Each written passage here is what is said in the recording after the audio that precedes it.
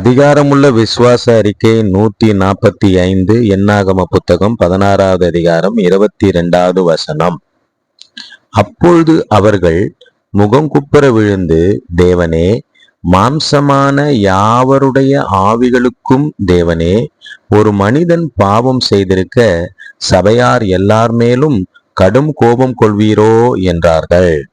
கோராகு, தாத்தான், அபிராம் என்பவர்களின் மீறுதலால் சபை மீது ஏற்பட்ட தேவ கோபத்தை தணிக்கும்படியாக மோசேயும் ஆரோனும் தேவ சமூகத்திலே திறப்பிலே நின்று மன்றாடி ஜெபித்தது போல மற்றவர்களின் மீறுதலால் சபை மீது காணப்படும் தேவ கோபம் நீங்கிட மோசே ஆரோனை போல தேவ சமூகத்தில திறப்பில நின்று ஜெபிக்கும்படியாக ஒப்பு கொடுத்து விசுவாச அறிக்கை செய்வோம். ஆமேன்.